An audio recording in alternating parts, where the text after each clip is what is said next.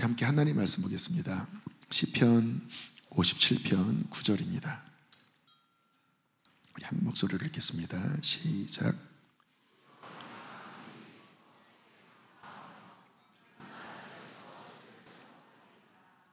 아멘. 이제 다음 주부터 한 달 동안 하나님 나라 집회가 진행될 텐데요. 정말 이름 그대로 하나님 나라의 잔치. 저희 교회가 여름에 지금 그 어느 해보다 이런 선교와 또 다음 세대 사역이 아주 강력하게 일어나고 있습니다. 너무 감사한 마음이 들고요. 또 일본 마쓰다 영광교회 또 다음 세대 사역 지금 또 성경학교 팀이 또 진행하고 있는데, 아무튼 그래서 이 집회 중에 간증도 함께 좀 나누려고 합니다. 각 지역에서 또 우리 다음 세대 또 여름 사역 중에 하나님께서 하나님의 나라를 경험케 한 그 영광, 그 구원의 역사, 그래서 함께 간증하는 시간도 갖고 찬양, 거기서 불렀던 찬양도 불러도 좋겠고요. 그렇게 코이노니아도 함께 하고, 또 금요일은 더 깊이 예배의 문을 여는 그러한 시간이 되리라 될 것입니다. 날씨가 너무 더운 그런 7, 8월인데요. 그냥 올 여름은 킹덤 오브 갓, 교회에서 교캉스를 해야 되겠다, 이런 마음으로 하나님 앞에 시간을 드리면 좋겠다 싶습니다. 특별히 목요일 날은 원래는 1층 글로리홀에서 시작을 하려고 했는데, 또 다음 주에는 요세프 세례가 있어서 다음 주 목요일은 본당에서 디보션, 뜻은 헌신입니다. 하나님 앞에 예배로 헌신하는 디보션을 시작하는 첫 주는 본당에서 하는 것도 좀 기억을 하시면 좋을 것 같습니다. 로마서 14장 17절에 이런 말씀이 나와 있죠. 함께 읽어보실까요? 시작. 하나님의 나라는 먹는 것과 마시는 것이 아니요 오직 성령 안에 있는 의와 평강과 희락이라. 할렐루야. 하나님의 나라, 물론 저 하늘에 천국도 있지만 우리가 예수 그리스도를 통하여 성령을 받고, 개인도 성령을 받지만 특별히 공동체, 몸된 공동체 안에 성령이 임하실 때 의와 평강과 희락, 그 하나님의 나라의 기쁨, 하나님과의 관계의 회복, 또 그 나라를 위하여 쓰임받는 그 놀라운 그런 축제, 이와 같은 일들이 하나님의 나라의 역사인데요, 우리 교회 안에서 강력하게 경험되어질 줄로 믿습니다. 그래서 천국은 침노하는 자의 곳이니까 8월 한 달 주님 그 의와 평강과 희락을 주님 누리게 해주십시오. 특별히 우리 내면 안에서 주님 나라 갈 때까지 우리의 신앙에는 결코 권태기 또 정체기 이런 게 있어서는 안 되겠습니다. 우리는 늘 또 침체되잖아요.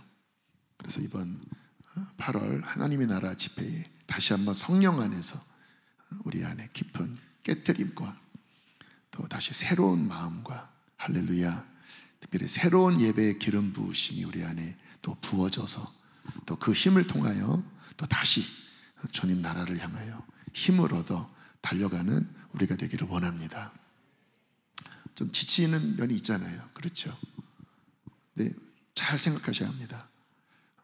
지칠 수도 있지만 이와 같은 시간을 통하여 다시 힘을 받고 앞으로 계속 전진해야 합니다. 왜냐하면 이건 싸움이에요. 이기는 자가 그 나라에서 면류관을 받습니다. 그래서 그 이기는 것 가운데 하나가 자기의 내면 안에 있는 침체, 영적인 어떠한 권태기, 이러한 부분들을 다시 한번 또 깨트리고 새 마음을 받아야 우리는 끝까지 이 길을 갈 수가 있습니다. 신앙이 떨어지는 거는 한순간이잖아요. 근데 신앙생활을 잘하는 사람들은 떨어질 때가 있는데 이런 기회를 잘 살립니다. 하나님이 또 열어주시는 기회잖아요. 그때 막 사모하는 마음을 가지고, 하나님 다시 내가 여기서 다시 출발하길 원합니다. 하나님 다시 힘을 주시옵소서. 이렇게 어린아이 같은 마음으로 할렐루야 나는 뭐 다 알아. 그러면 그 사람은 싹이 노란 겁니다. 끝난 거예요. 어린아이 같은 마음으로 나이가 50일지라도 60일지라도 70일지라도 하나님, 나는 주님 나라 가기까지 결코 멈춰 있지 않을 것입니다. 계속 새 마음을 부어주십시오. 계속 성장하게 하여 주십시오. 뭔가 이렇게 권태기에 빠지면 매너리즘에 빠지고 뭔가 기대하는 마음도 없고 마음이 묵어버리면 그거는 정말 위기입니다. 그래서 하나님의 나라에 이런 새로운 기쁨, 그 나라의 잔치 주께서 열어주시는 이와 같은 시간들을 또 2025년 또 이 한여름 우리가 취하시고 더 천국을 취하시고 또 한 걸음 더 하나님 나라를 향하여 달려나가게 되기를 축복합니다. 오늘은 좀 예배에 대한 부분을 나눌 텐데요. 하나님께서는 우리 수지선한 목자교회 안에 예배에 있어서 기도를 포함해서 좀 특별한 소명이 있습니다. 그래서 그렇게 예배가 많은 거예요. 소명이 있습니다. 특별한 소명이. 그동안 지내온 14년의 시간을 돌아보면 정말 우리 교회의 특색은 그 강력한 예배를 통하여 돌파하는. 그래서 저도 생각해 보니까 개척 6년 만에 건축을 시작을 했고 7년째 들어와서 그리고 그 후로 또 8년이 지난, 그때는 몰랐는데 지금 와서 돌이켜보니까 야, 이거는 인간의 힘으로 한 것이 아니구나 라는 생각이 들어요. 근데 그 핵심이 예배, 돌파, 기도, 이게 이제 강력한 동력이 돼서 엔진이 돼서 여기까지 온 거거든요. 그래서 지난 날을 보면 수많은 기도회, 신동산 기도회라고 하시나요? 그 신동산 기도회를 아는 분들은 교회 이제 어른들입니다. 어른들 한 8년 전 건축 들어올 때, 그때 또 맡겼을 때 믿을 신, 동, 움직일 동, 뇌산, 그래서 믿음으로 산을 옮긴다. 그래서 신동산 기도회, 또 이제 돌파, BT, 수많은 그런 예배, 또 기도. 그래서 우리 교회 안에는 이게 쌓여 있습니다. 우물이 깊이 파여져 있고 기도가 꽤 쌓여져 있어요. 그래서 우리 교회 부르심이에요. 그래서 우리가 오늘 특별히 이 부르심을 더 분명하게 하면서 함께 그 예배에 대해서 좀 더 깊게 살펴보고 배우는 시간이 되기를 원합니다. 감사하게 우리 오병이어 본문이 이제 역대상으로 들어갔잖아요. 그리고 오늘까지 그 힘든 족보를 이제 마쳤고 이제 드디어 넘어간 겁니다. 족보도 이제 우리가 좀 영적으로 깊이 들어가면 또 깊이 얻어낼 게 많지만 아직은 좀 어려우니까. 근데 이제 10장부터 나오는 그 이야기가 사무엘 상하, 그 다윗의 이야기와 비슷하면서도 좀 관점이 달라요. 근데 핵심적인 관점은 역대상의 핵심은 예배입니다. 그래서 이제 이 기록을 보면 이제 포로로 잡혀갔다가 와서 기록된 게 역대상하거든요.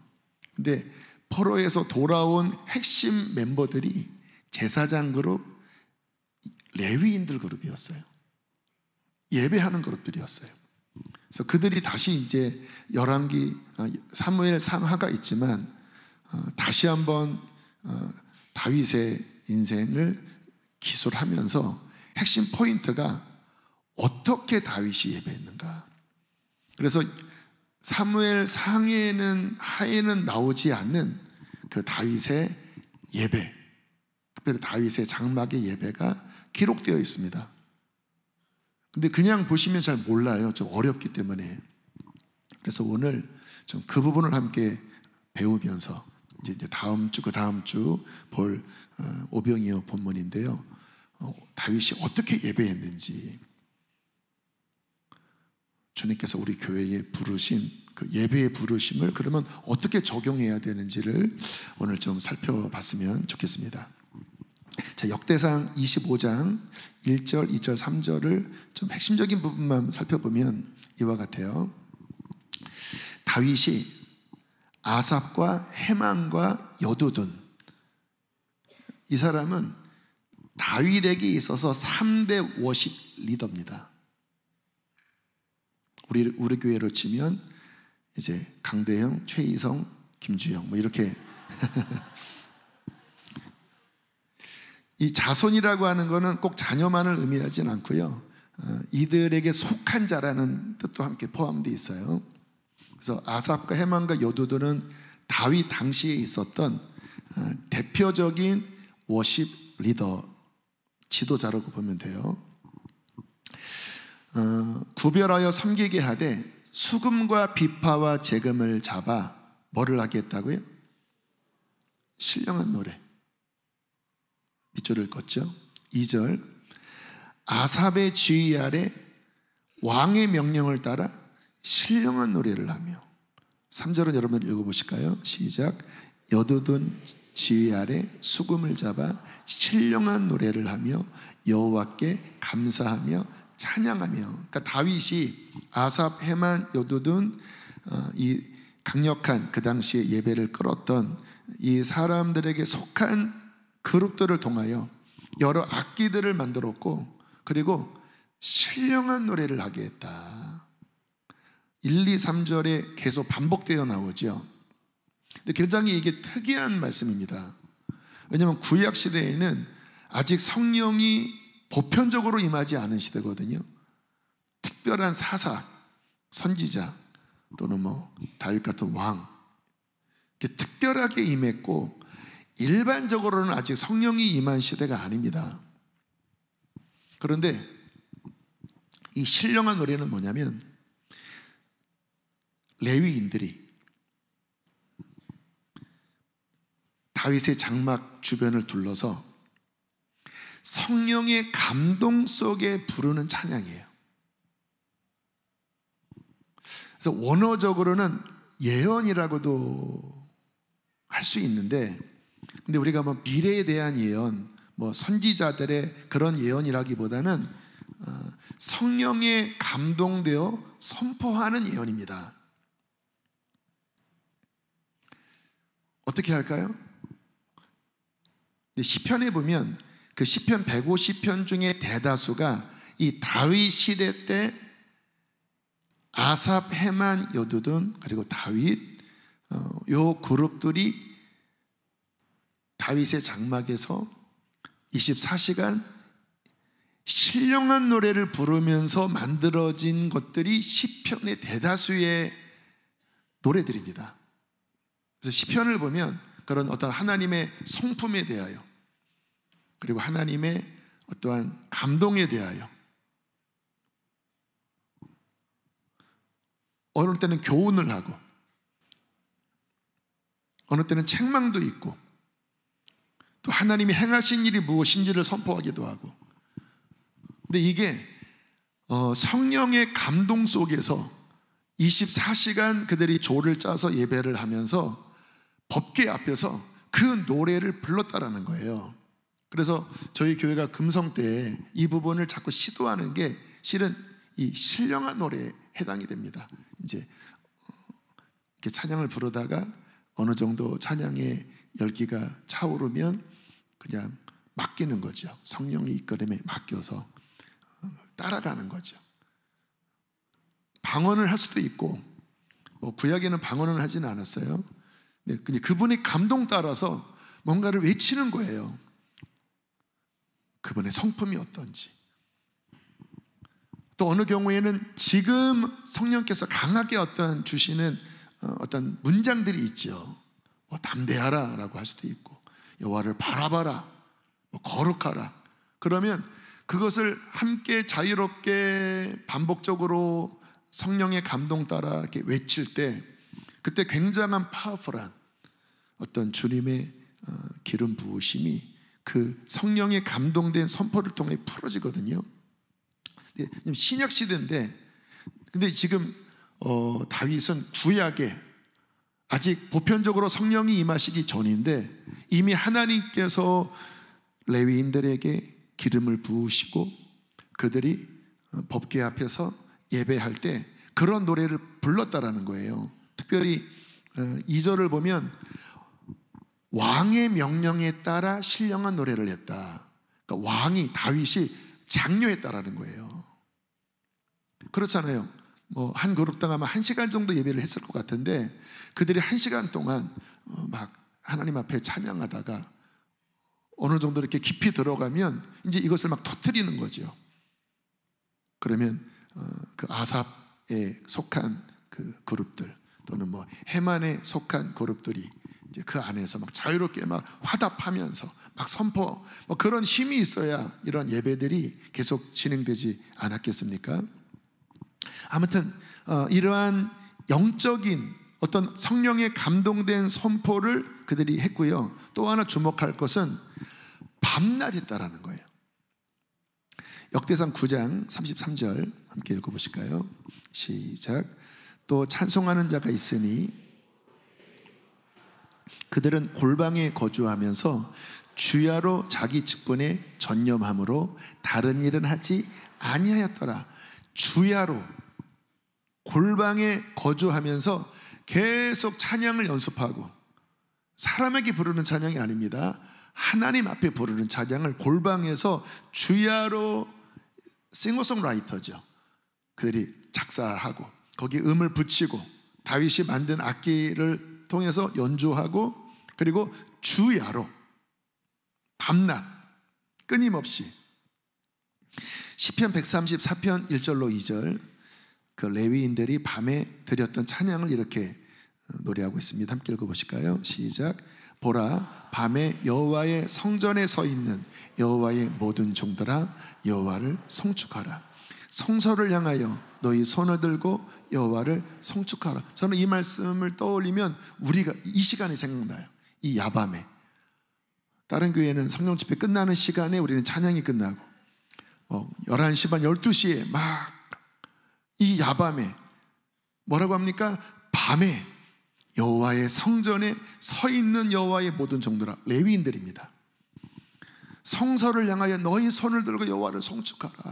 그들이 끊임없이 새벽 1시에도 2시에도 3시에도 아침에도 낮에도 끊임없이 하나님을 예배하고 송축하는 일을 했다라는 거예요.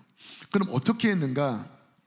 역대상 25장 7절 그리고 23장 5절. 자, 25절 7절부터 볼까요? 시작. 그들과 모든 형제 곧 여호와 찬송하기를 배워 익숙한 자의 수요가 288명이라. 여호와 찬송하기를 배워 익숙하다. 이거는 뭐냐면 전문적인 예배 인도자라는 거예요.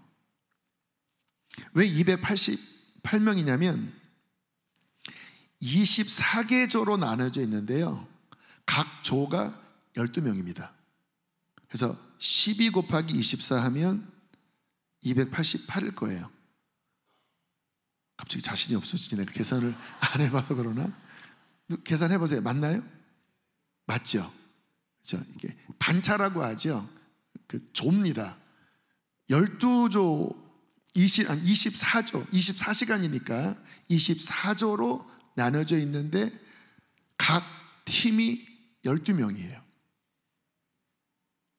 288명이 전문적인, 그러니까 그냥 예배 인도자 정도가 아니라 여기 익숙하다라고 하는 건 뭐냐면 전문적인, 그러니까 이스라엘 전체 가운데 이들이 그 곡을 쓰고, 그러니까 시를 썼지요. 그리고 음을 만들고 악기를 연주하고, 그래서 이들이 주로 이끌었던 그 워십 리더, 아까 얘기했던 아삽, 헤만, 여도도는 더 탑에 있는 다윗 시대의 전체 예배를 끌었던 더 높은 위치고, 그래서 시편에 보면 아삽의 시, 헤만의 시, 여두둔의 시 또는 그들의 특별한 어떤 음률 이렇게 하는 게 더 위에 있는 탑이고 그 위는 다윗이고 요 밑에 288명의 전문적인 익숙한 어떤 워십 리더들 또는 악기 연주자들이 있었다라는 거고요.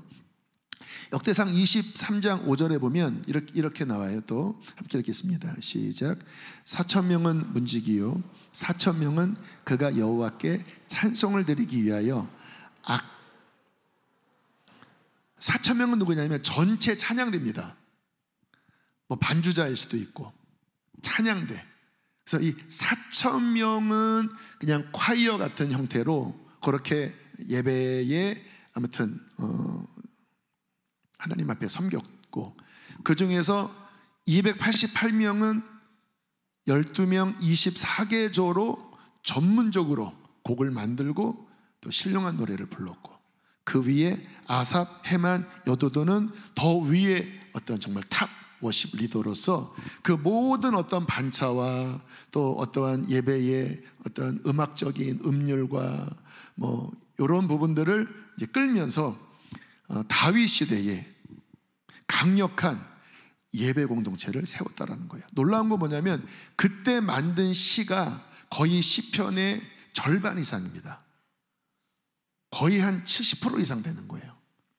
그 짧은 다윗의 한 세대에 그 이후에 주님 오실 때까지 교회가 하나님께 찬양할 그러한 시를 만들었다. 하나님이 굉장히 특별히 그 시대를 사용했다라는 것이죠. 하나님께서 이 다윗 시대의 이와 같은 예배를 무척 기뻐하셨다라는 거예요.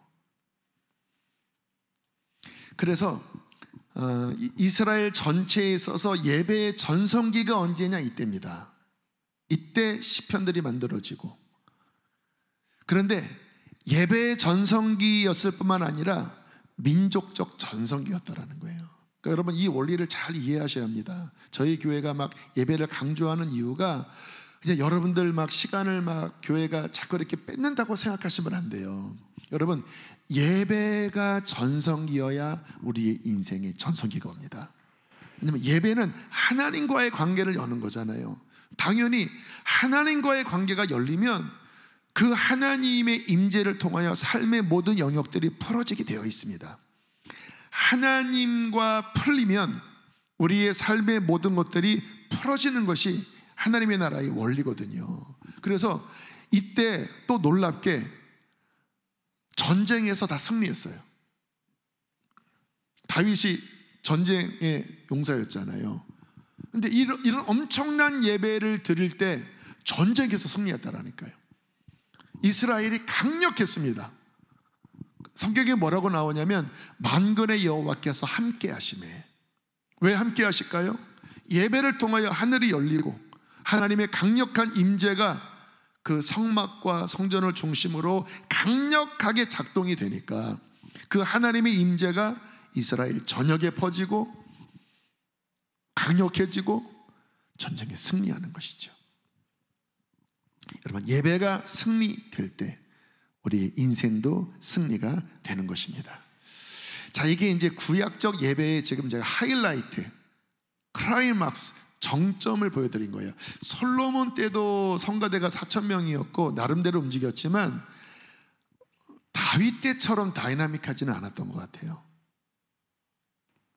이게 참 특이한 점이에요. 성전은 솔로몬 때 세워졌습니다. 다윗 때는 좀 이상한 형태입니다.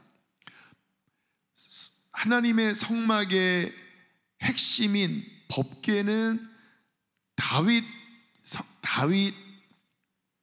궁전에 있었고요. 텐트를 쳐놓고 여기에 있었고, 또 모세의 성막과 번제단은 기브온 쪽에 가 있었습니다. 거리가 몇십 킬로 떨어져 있거든요.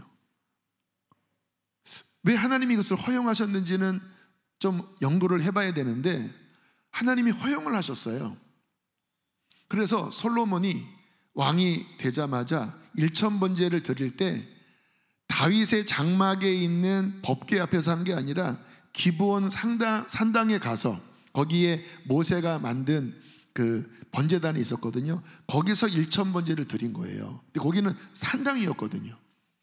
그런데 핵심적인 법궤는 또 다윗의 장막 안에 두었고, 그러다가 이제 솔로몬이 성전을 완공하고 이제 법궤가 제자리로 돌아왔고, 이제 모든 것이 다 제자리에 왔는데, 그럼에도 불구하고 이스라엘 예배의 전성기는 솔로몬 성전 시대가 아닙니다. 다윗의 장막의 시대예요.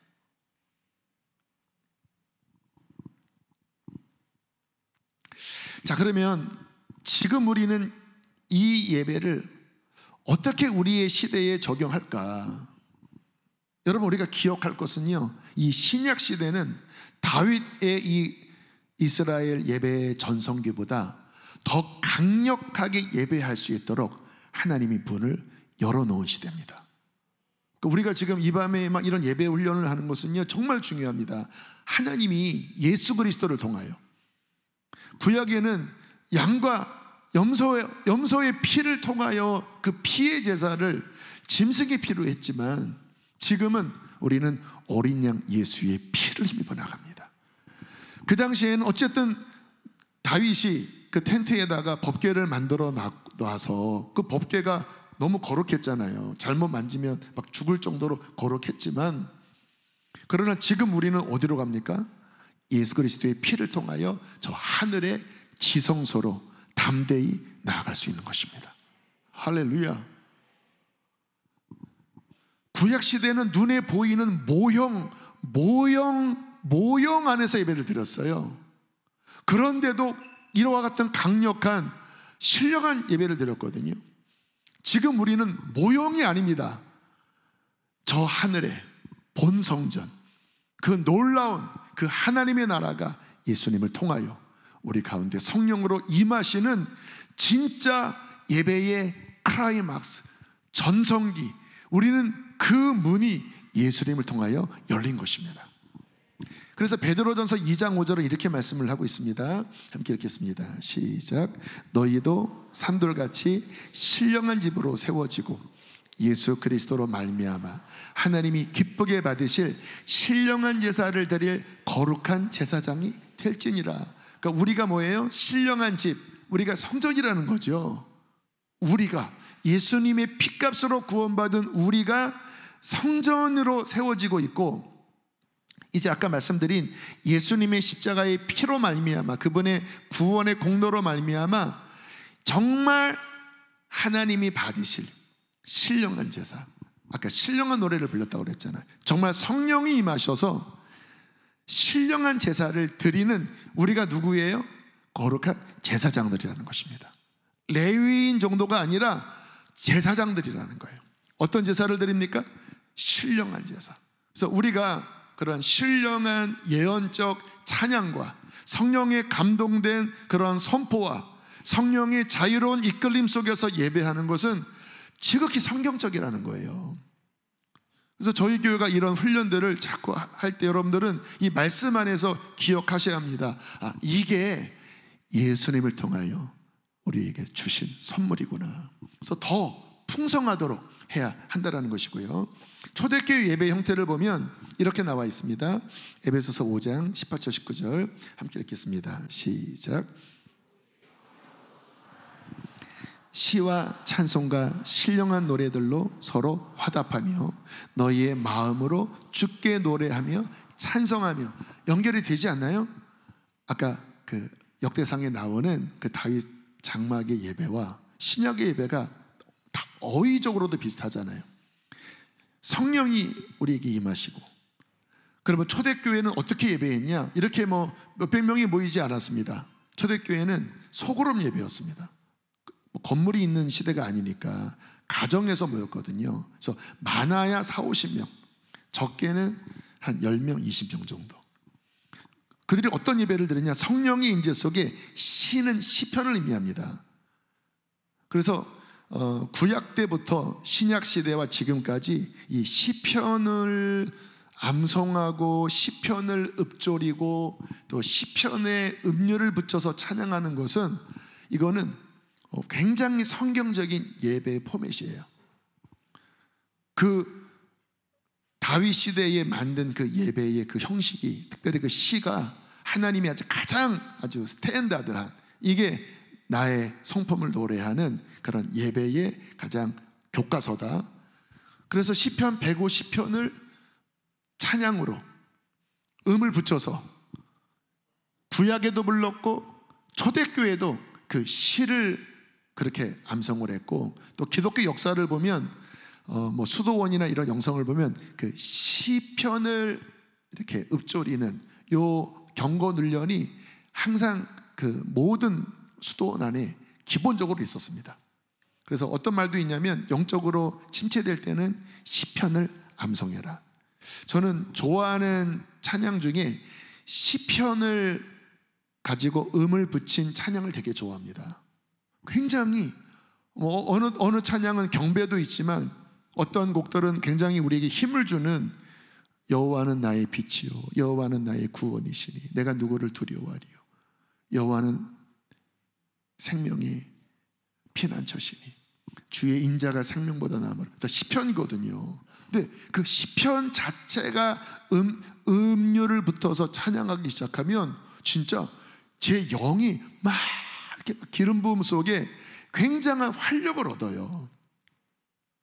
그냥 좋은 요즘 젊은 사람들이 이렇게 만든 트렌디한 그런 가사의 찬양도 있지만, 저는 그런 곡들을 애용하진 않아요. 저희 교회에서는 그런 찬양을 많이 안 부르는 편입니다. 나쁜 건 아닌데 그 안에 담긴 영감이 확연히 달라요.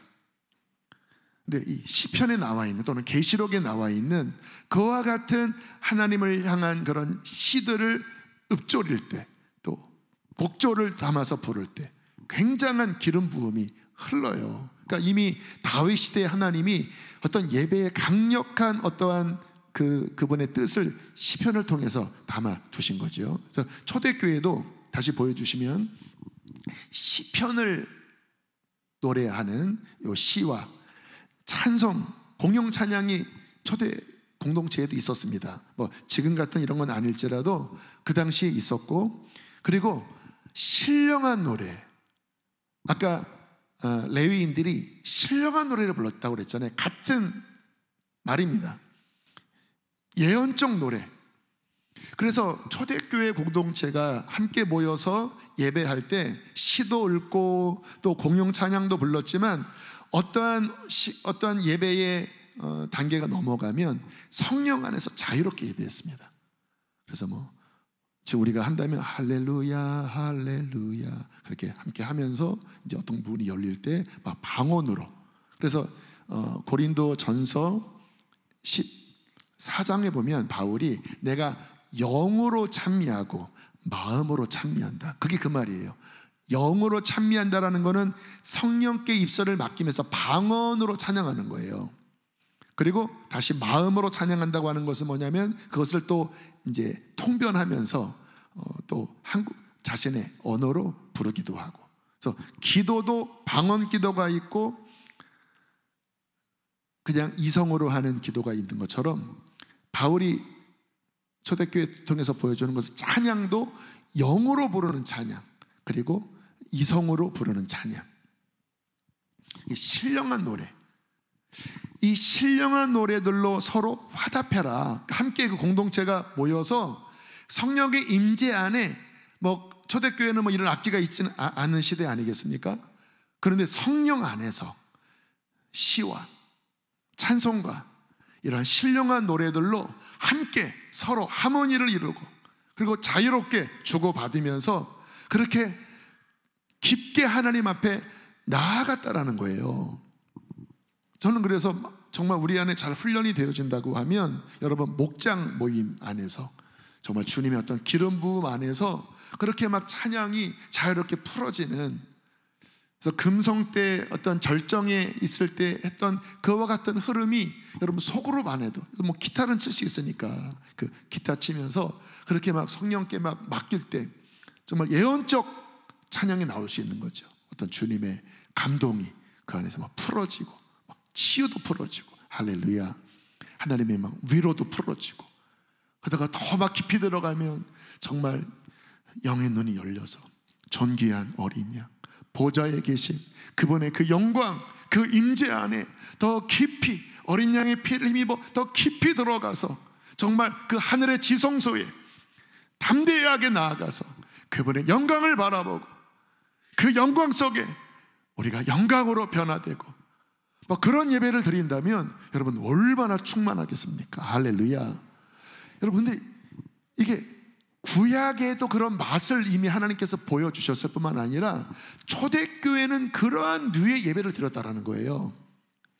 그래서 초대교회 핍박이 많았지만 지킬 수 있었던 중요한 이유가 이러한 강력한 예배를 드린 것입니다.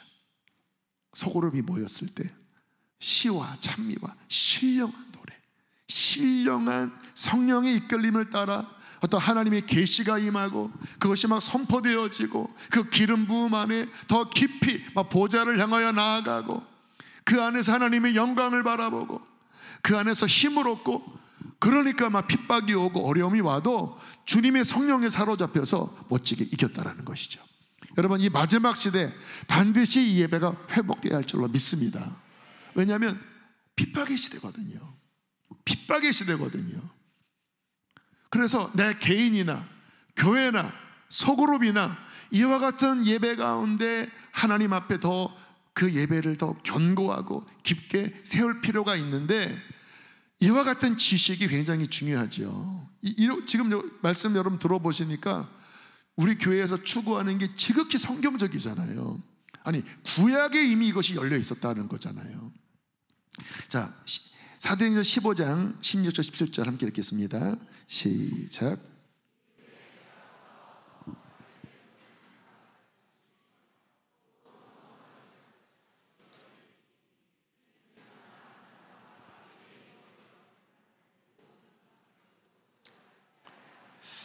여기 아모스서에 나오는 예언인데요, 이후에 이제 마지막 때죠. 예수 그리스도께서 이 땅에 오셨을 때 하나님의 꿈은 뭐냐면 다윗의 무너진 장막, 이 예배가 다시 회복되고 다시 그것을 지어 일으켜서 17절은 뭐냐면 그로 말미암아 내 백성들이 살아날 뿐만 아니라 이방인들이 구원을 얻게 될 것이다. 굉장히 아주 강력한 이런 다윗 시대에 열렸던 이 예배가 회복될 때 하나님의 사람들이 일어날 뿐만 아니라 이방인들, 열방이 주님께로 돌아온다라는 것입니다. 그러니까 이게 지금 저희 교회에 주시는 어떠한 강력한 비전, 또 강력한 무기와 지금 연결이 되는 거예요. 오늘 이 말씀은 되게 중요합니다.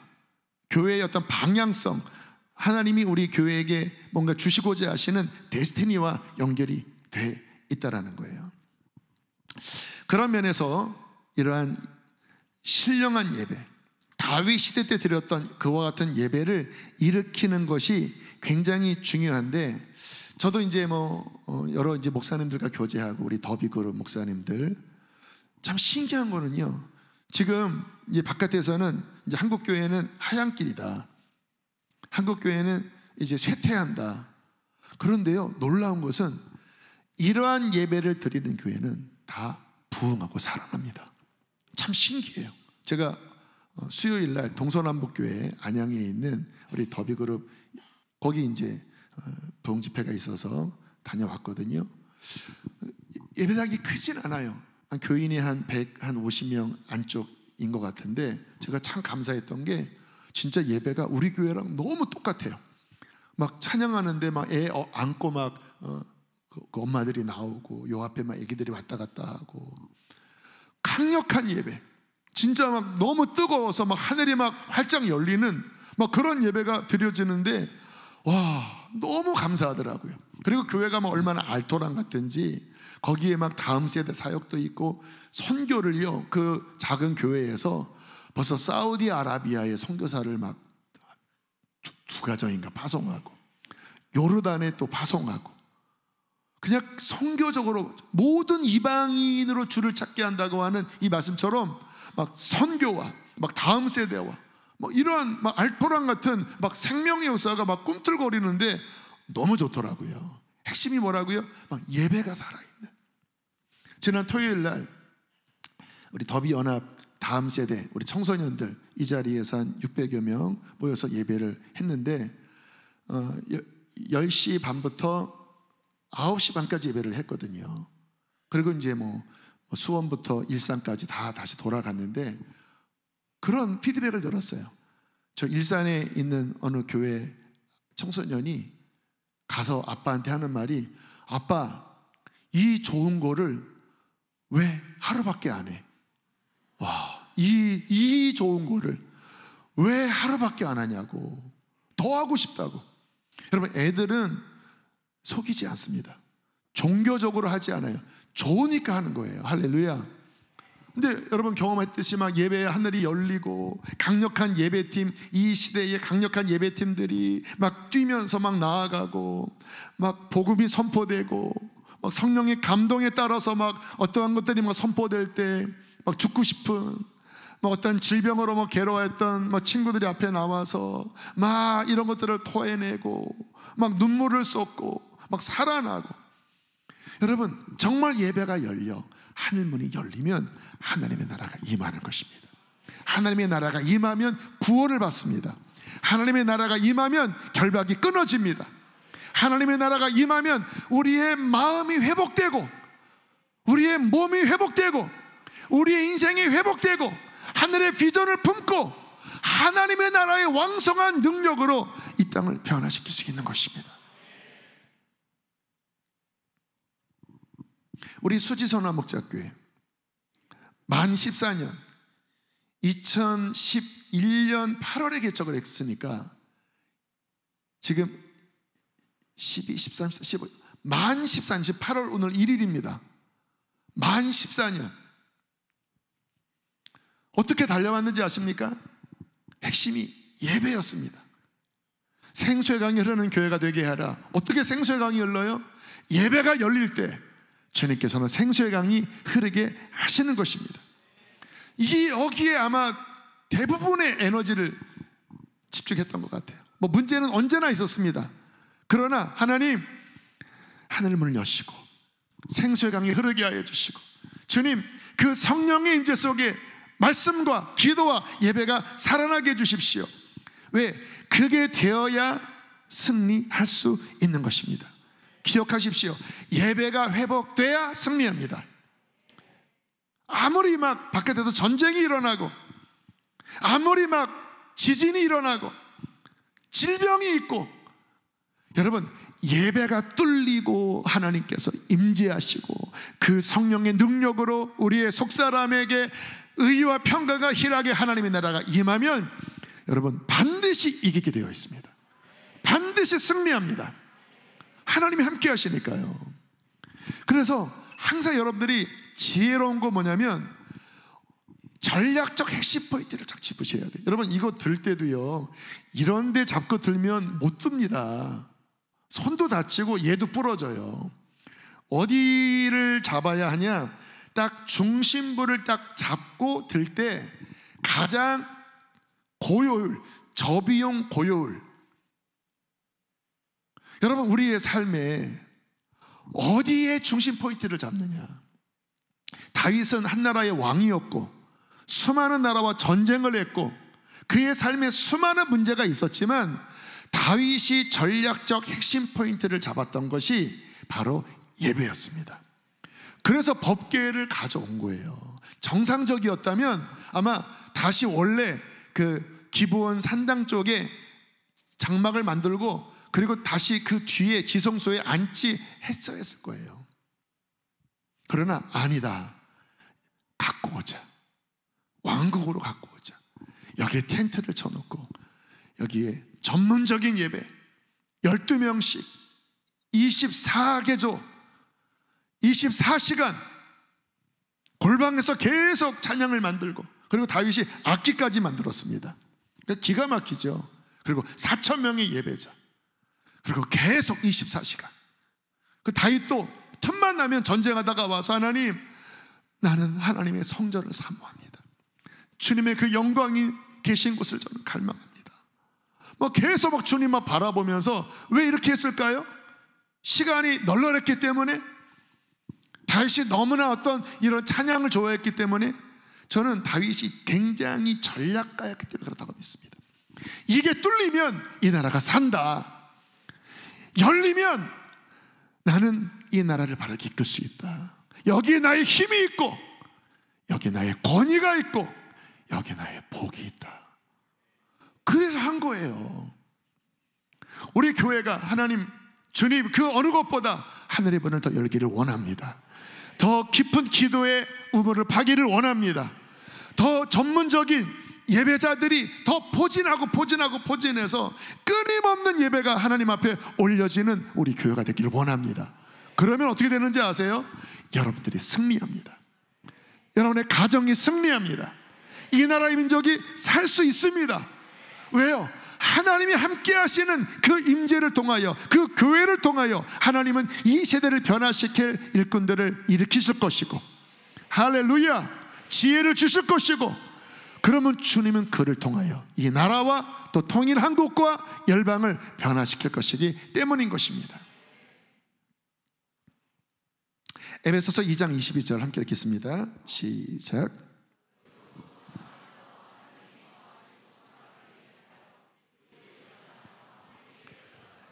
그렇죠.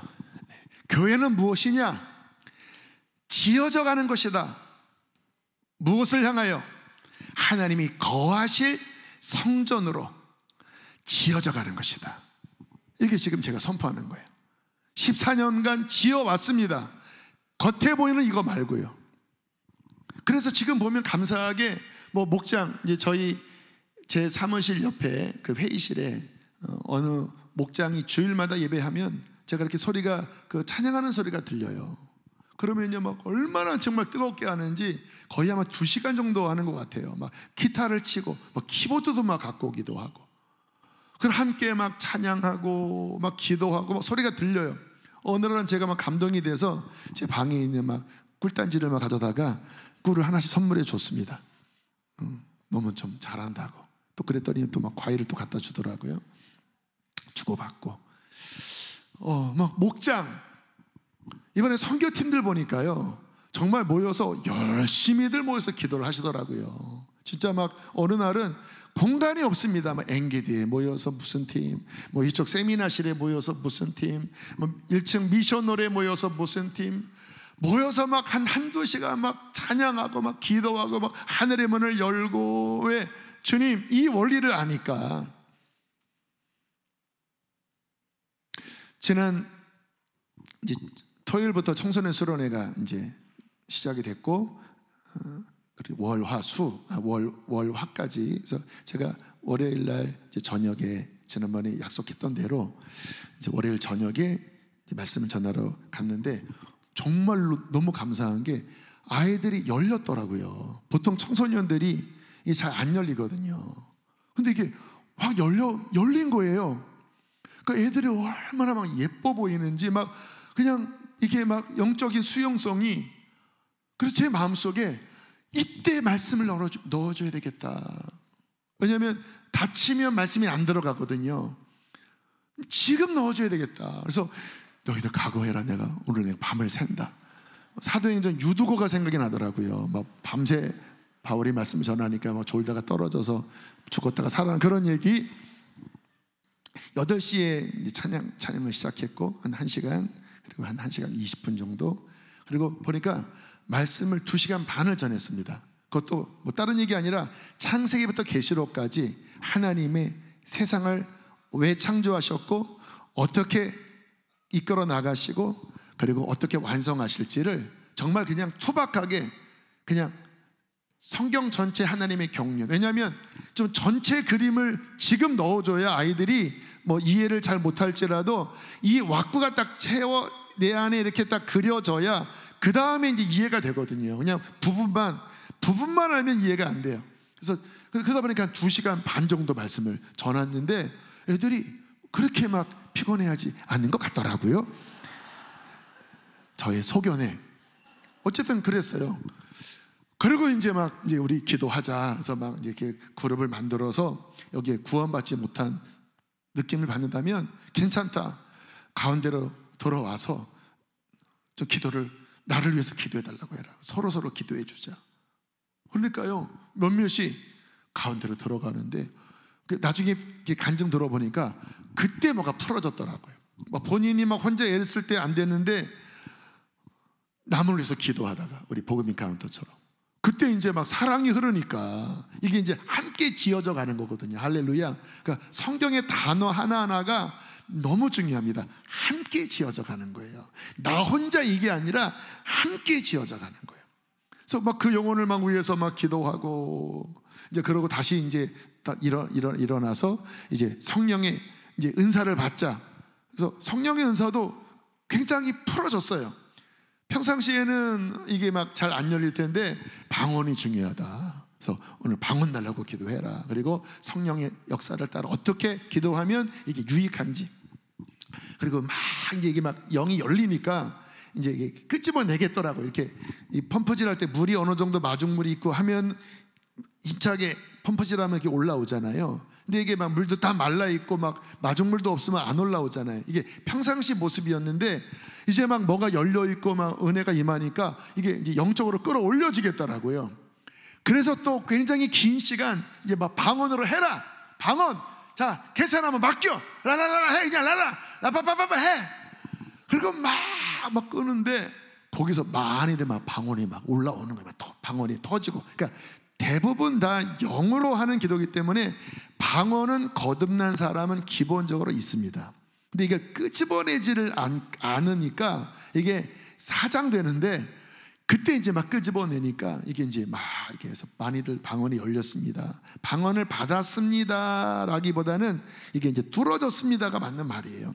그래서 막 여기저기서 막 방언이 막 열리고 그리고 이제 나중에 끝난 다음에 이제 막 셀레브레이션 막 하려고 했더니 이제 경찰 신고 들어온다. 거기가 주택가라. 그래서 아쉽게 셀레브레이션을 못하고 그럼 간증하자 했더니 친구들이 하는 말이 이런 고백들을 하는 거예요. 이렇게 방언이 열렸고 또 함께 기도해 주다가 오히려 내가 하나님의 사랑을 느껴서 눈물이 났고 어떤 친구는 마음이 너무 슬프고 우울했는데 하나님 앞에 토설했다라는 거. 하나님 좀 제 마음 슬프지지 않게 해주세요.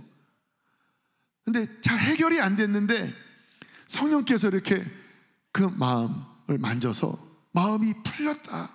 저는 굉장히 중요한 고백이라고 생각합니다. 그 깊은 이 안에 상한 이 마음이 무엇으로 풀어집니까? 무엇으로 치유됩니까? 오직 생명의 성령이십니다. 할렐루야. 여러분, 우리의 정말 진정한 회복과 진정한 구원은 오직 그리스도 예수 안에 있는 생명의 성령의 법입니다. 성령이 역사하실 때 마음이 상한 자가 치유되고 포로된 자가 자유케 되고 희년이 선포되는 거거든요. 근데 이게 이제 막 영적으로 막 막혀 있으니까 이게 막 안 열렸는데 이게 막 뚫어지니까 주님, 제 마음이 너무 슬퍼요. 너무 우울한데 저를 좀 우울하지 않게 해주세요. 근데 깊은 마음에 성령님이 그 기도를 들으시고 주님은 그런 기도 좋아하시거든요. 지금은 좀 덜 슬픕니다. 슬픈 게 많이 해결이 됐습니다. 여러분, 이 시대에 아까 정말 예배가 열려있는 곳에 젊은이들 또 교회가 막 부흥한다 그랬잖아요. 여러분, 진짜 우리를 살리는 이와 같은 생명의 역사는 오직 예수 그리스도 안에 있는 성령의 역사인데 예배가 열릴 때 이것이 풀어지는 것입니다. 할렐루야. 그래서 정말 인생의 중요한 것, 교회의 중요한 과제는 하나님, 우리 목장에, 하나님, 우리의 가정에, 하나님, 우리 선교팀에, 우리 교회 학교에 하나님, 이 예배문이 열리게 하여 주십시오.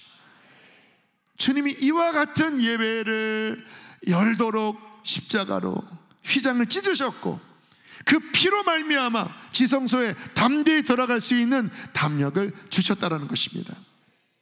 우리 수지선한 목자학교 예배의 비전은 무엇입니까? 이와 같은 강력한 예배를 세우는 것입니다. 근데 주님이 주신 마음은 뭐냐면 그보다 더 강력한 이 시대를 뚫고 나갈 갑절의 기름 부으심이 있는 예배를 세워야 한다라는 것입니다. 그래서 그릇을 더 넓혀라. 할렐루야. 더 그릇을 넓혀라.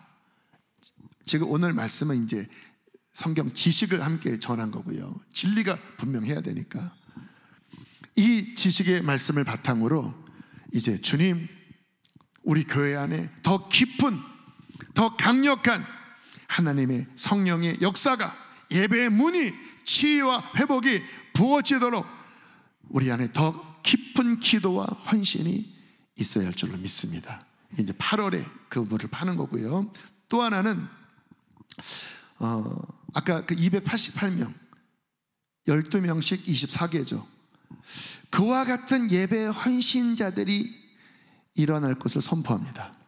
지금도 꽤 그래도 어느 정도 괜찮은데 근데 지금 이 하나님의 이 예배의 비전, 이거를 세우려면 이 안에서 저는 좀 더 많은 악기가 좀 있으면 좋겠어요. 바이올린, 뭐 플루트, 뭐 좀 그런 클래식 악기도 함께 들어가고, 그리고 우리 방송 지금 잘하지만 지금 소수 인력으로 이걸 하기 때문에 뭐 예배가 많으면 또 힘들어요. 그래서 이런 어떤 이게 이제 스킬풀한 거거든요. 거기 볼까요? 한번 시편 33편 3절 함께 읽어 보실까요? 시작.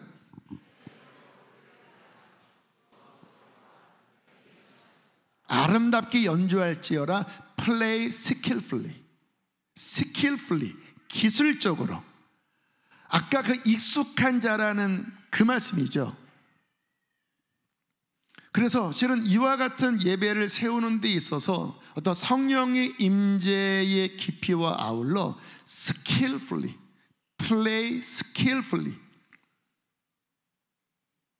더 아름답게 공교히 그렇게 연주를 통하여 그 하나님의 어떠한 감동이 풀어질 수 있는 그와 같은 전문적인 그 288인에 속한 그와 같은 이들이, 레위인들이 일어날 것을 선포합니다. 그래서 저희 교회 안에 지금 청소년들이나 또 우리 젊은이들이 루카스 음악 학원 쪽에 좀 교회가 어느 정도 지원을 해서 그런 악기를 좀 배우기도 하는데요. 어쨌든 그런 어떤 일환이에요. 그리고 지난번 영상 갖고 나온 것처럼 또 방송 관련된 또 이런 어떤 인원도 지금 알아보는 이유가 그렇게 아름답게 연주하고 아름답게 이런 것들을 담아내서 우리 수지선한 목적교회 안에 더 스킬풀리한, 그리고 더 신령한, 더 충만하고 강력한 하나님의 임재가 풀어지게 될 것을 선포합니다. 자, 마지막으로 그렇게 하면 어떤 일이 벌어지는가? 오늘 본문입니다. 시편 57편 9절과 67편 3절입니다. 시작. 주여, 내가 만민 중에서 주께 감사하며 뭇 나라 중에서 주를 찬송하리이다. 하나님이여, 민족들이 주를 찬송하게 하시며 모든 민족들이 주를 찬송하게 하소서. 여러분, 이것도 참 기가 막힌 게 이게 계시적인 것 같아요. 다윗의 그 시대에 열방 선교에 대한 개념은 별로 없었습니다. 그런데 다윗이 성령에 감동되면 항상 이 말을 했습니다. 만민 중에서, 뭇 나라 중에서 하나님을 예배할 것입니다. 그리고 더 나아가서 하나님, 모든 민족들이 주를 찬송하게 하시고 모든 민족들이 주를 예배하게 하소서. 구약 시절은 좀 이렇게 뭔가 점령하고 뭔가 이렇게 무찌르는 그런 개념이 이방 나라거든요. 근데 성령에 감동될 때는 아까 그 사도행전에 나오는 아모스서의 예언, 다윗의 무너진 장막이 회복될 때 모든 이방인으로 주를 찾게 하려 함이라. 이게 하나님의 이게 꿈이에요. 아브라함에게 말씀하신 너로 말미암아 천하 만민이 복을 얻을 것이다. 그래서 정말 하나님의 성령의 역사, 하나님의 구원의 역사가 일어나면 그 방향은 어디로 갑니까? 모든 민족들이 하나님을 찬양하는 것입니다. 만민 중에서 주를 찬양하는 것입니다.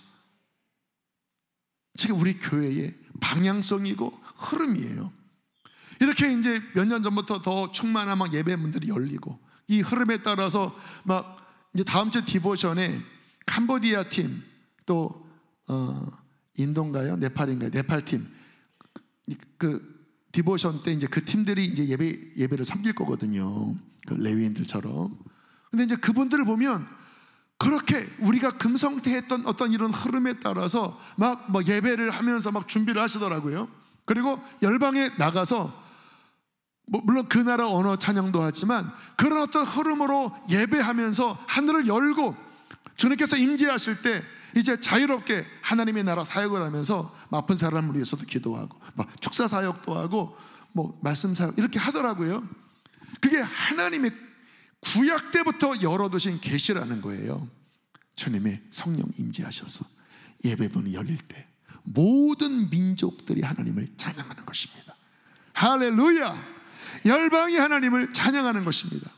그것이 우리 교회 안에 실제로 이루어져서 우리 안에 예배의 회복, 우리 안에 예배의 부흥, 그리고 이 예배의 부흥과 이 회복의 물결이 어디로 가요? 인도로, 네팔로, 캄보디아로, 일본으로, 열방으로 막 요르단으로, 할렐루야, 막 흘러가면서 우리가 찬양할 때 막 열방이 막 기뻐 춤을 추는 요르단의 하나님을 찬양하게 될 것입니다. 할렐루야! 모로코가 하나님을 찬양하게 될 것입니다. 이게 막 구약 때부터 하나님이 열어두신 꿈이라는 거예요. 성령을 통하여 지금 이미 열렸고, 할렐루야!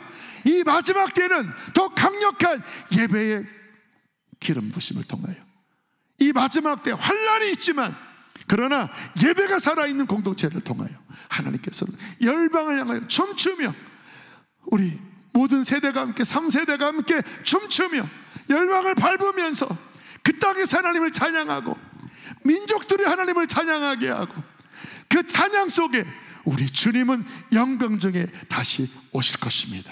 할렐루야! 할렐루야! 그렇게 주님을 맞이합시다. 여러분, 우리가 재림에 있어서, 마지막입니다, 우리 찬양팀 나오시고요, 재림에 있어서 막 뭔가 두려워하고 막 뭔가 내 내면을 살피는 2차원으로 가면, 여러분 이렇게만 가면 안 돼요. 그것도 하지만 동시에 이와 같은 선교적 비전, 예배의 비전으로 하나님, 내가 열방에서 하나님을 찬양하고 열방에서 그 영혼들을 주님께로 인도하면서 민족들이 찬양하면서 주님 오시기를 예비하기를 원합니다. 민족 가운데 하나님을 찬양할 때, 열방에서 찬양할 때 주님, 우리의 찬양 가운데 임하여 주시옵소서. 그렇게 주님 오실 길을 예비하는 소지선한 목자교회 여러분 한 사람 한 사람 되기를 축복합니다. 할렐루야! 할렐루야! 우리 찬양 좀 빠른 거 하나 하고, 아까 했던 위닝홀 하고 그 다음에 자유롭게 갈게요.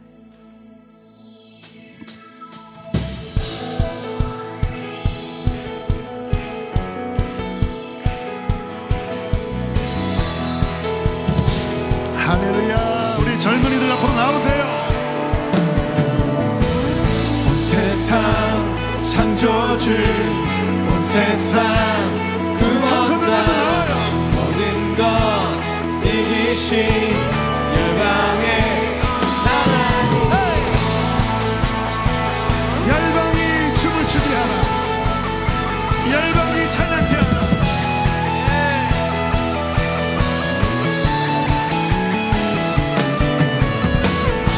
세상 창조주, 온 세상 구원자, 모든 것 이기신 능력의 하나님, 모든 만물 주를 찬양해.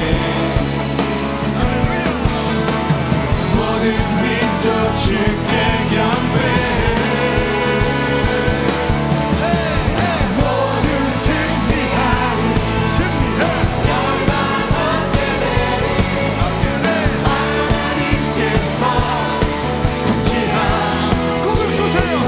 기도를 받아보세요.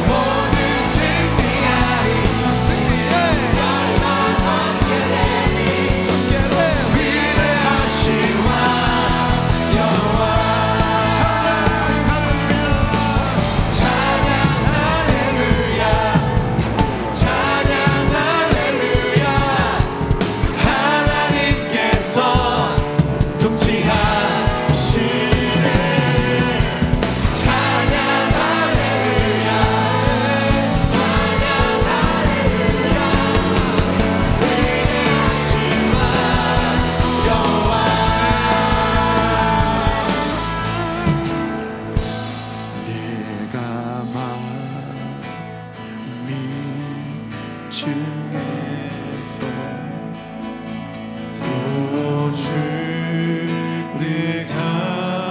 감사하며 주님을 찬양하리 주님을 찬양하리 열방 중에서 주의 인자는 거서 주의 인자는 거서 하늘에 미치고 거서 하늘에 미치고 주의 진리는 넓은 궁창에 일나니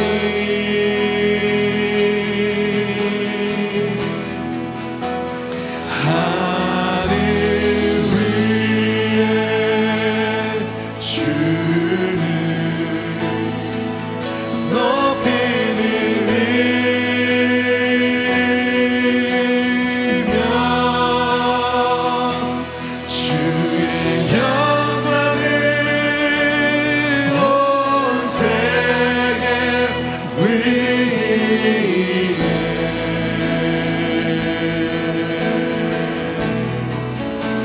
하늘 위에 주를 높이는 일이며 주의 영광을 온 세계 위에